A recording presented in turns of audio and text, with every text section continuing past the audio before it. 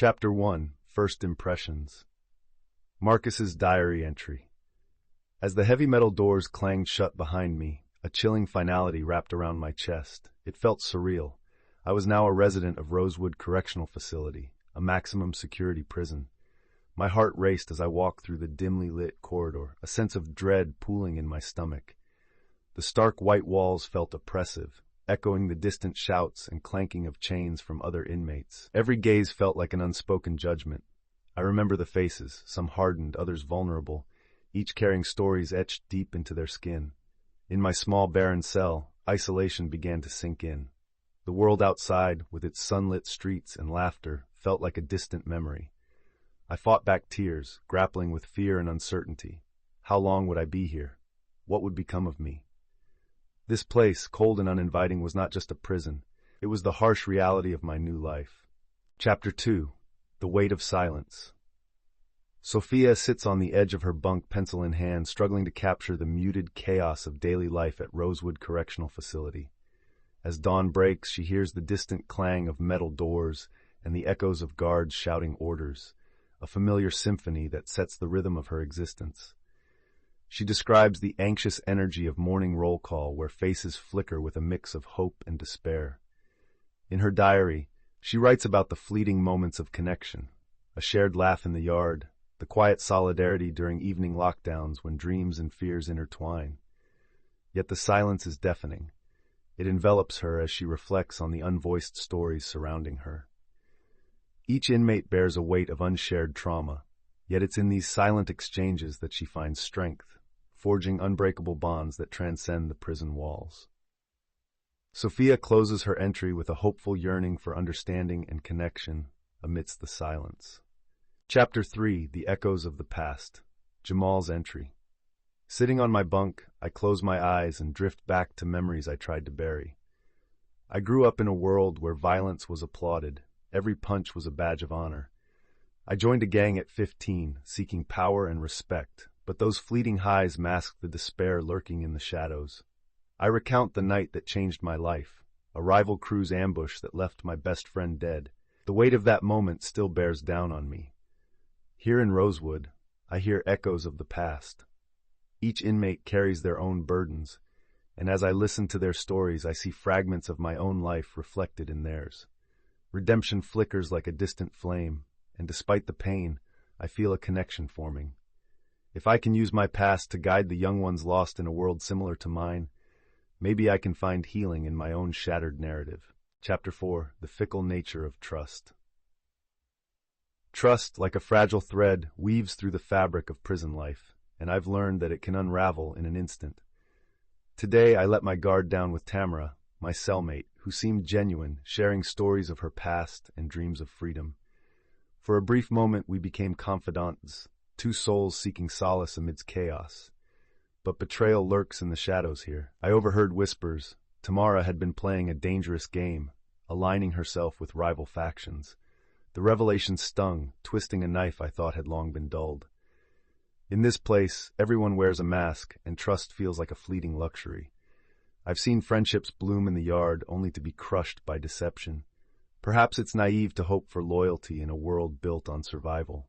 But as I write, I cling to the belief that some bonds can still be strong, even in the darkest of places. Chapter 5. Whispers of Regret. As I sit in this dimly lit cell, the echo of laughter from years gone by haunts me. I find solace in the pages of my diary, a refuge where I can confront the crushing weight of my wrongful conviction. Each day, I replay the memories that should have been mine. Family gatherings, my son's first steps, the smell of fresh-cut grass in the spring. Lost moments gnaw at my insides, relentless reminders of a life halted by injustice. I often grapple with the question, what if? What if the jury had seen the truth? What if I could hold my family again? Yet amidst this void, a flicker remains, a longing for justice, not just for me, but for all who suffer behind these walls. I write to keep my spirit alive, to ensure that my voice, subdued by time, shatters the silence with a testament to hope and resilience. Chapter 6. Art as a Lifeline. Aisha's voice resonates with a newfound strength as she reflects on her journey through the prison writing workshops. Before I picked up the pen, I felt invisible. lost in a sea of concrete and steel. But here in these pages I found my voice, she writes passionately. Each word becomes a lifeline, pulling her away from despair. As she describes the camaraderie among fellow inmates during the workshops, a raw energy fills the room, transforming their shared pain into art.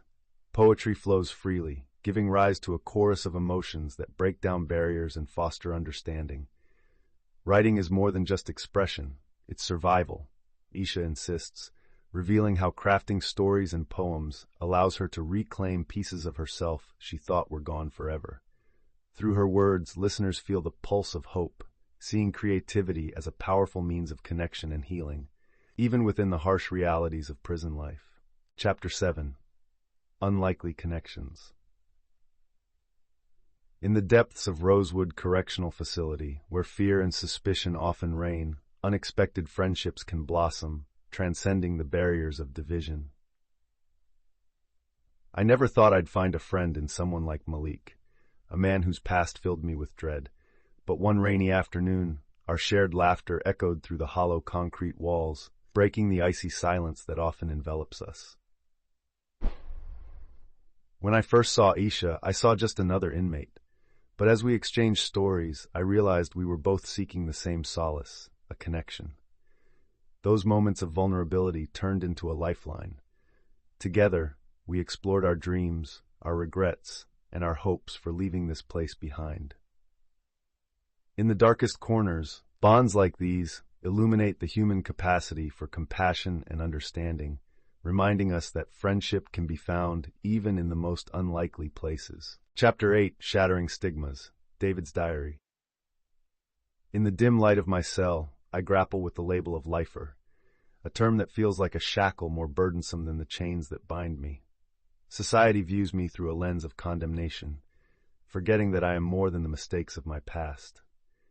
Each day I witness the dismissal in the eyes of visitors, the whispers that follow me down the yard.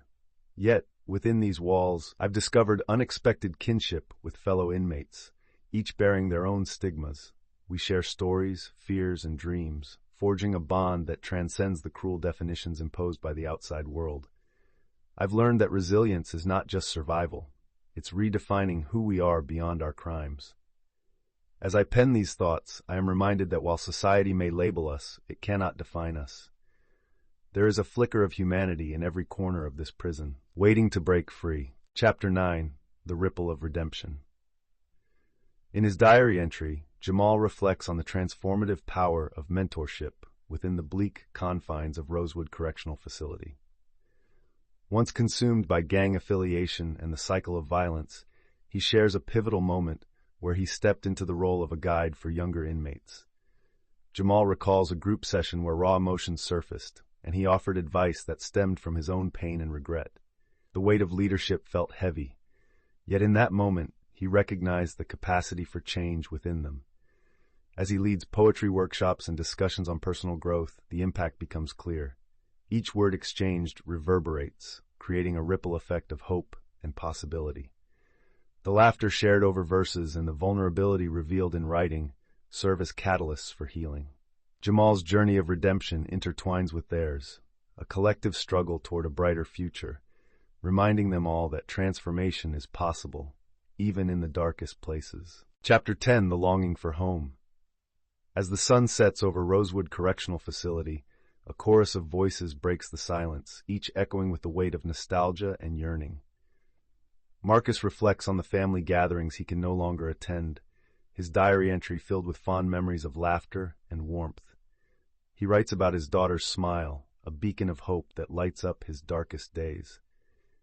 Meanwhile, Sophia shares poignant reflections on her mother's declining health, the frustration of being unable to provide comfort from behind bars. In a powerful moment, the voices intertwine, revealing dreams of reunions, missed milestones, and the simple joy of a warm meal shared together. Robert articulates the bittersweet pang of love and loss, chanting the names of relatives he wishes to hold again. Through these heartfelt remembrances, the inmates remind one another that while they may be incarcerated, their hearts remain tethered to those they love, igniting an unbreakable bond that transcends the prison walls. Chapter 11, The Value of Second Chances. In a dimly lit meeting room, the air thick with anticipation and uncertainty, several inmates gather for an informal roundtable discussion. Each voice holds a piece of longing, an ember of hope flickering against the shadows of their pasts. Jamal speaks first, his tone firm yet infused with warmth. "Every day, I think about what it means to start over," he shares, eyes glistening with resolve. The others nod, recognizing the weight of his words. Marcus chimes in, reflecting on his dreams of becoming a mechanic, eager to repair not just engines but also the broken pieces of his life. Sophia adds her aspiration of returning to her family, vowing to break the cycle of loss. Each story intertwines, forming a tapestry of ambition and possibility, resonating with shared pain and resilience. In that moment, they understand. Despite the walls around them, second chances flicker softly, waiting to be seized. Chapter 12. The Shadow of Violence. In the heart of Rosewood Correctional Facility, the specter of violence looms over every interaction, casting doubt on the fragile bonds inmates strive to build. You learn quickly what you can and can't say, who to trust, and when to keep your head down. I've seen more fights than I care to count, lives broken in an instant and the ripple effects that follow. Tariq shares the story of Malik, a friend torn between loyalty and survival, trapped in a cycle of retaliation that leads to tragedy. When the guards break it up, all you hear are the echoes of regret and screams. They think it ends there, but it doesn't. Families on the outside suffer too. Each bruise tells a story, but nobody sees us for who we are, just the crimes we've committed. In this realm of survival, the battle against violence is ongoing, reminding us that redemption often begins with understanding the buried pain of others. Chapter 13. Life Beyond the Walls. In this poignant entry, David, a lifer with decades behind bars, contemplates the future that seems both tantalizing and terrifying. He reflects on the dreams he's nurtured through the years. A small apartment, perhaps in a neighborhood bustling with life, where children laugh and street vendors sell fresh produce. I envision sitting at a wooden table, sunlight streaming through the window, with a journal in hand, this time not to confine my words but to set them free, he writes. David expresses a profound yearning to reconnect with family, to share dinners rich with stories instead of silence. Yet he struggles with the weight of societal stigma, fearing he'll never be fully accepted outside these walls. Coming home, he notes, is a concept laced with hope but shadowed by doubt. I want to prove that people can change, even if society isn't always ready to see it.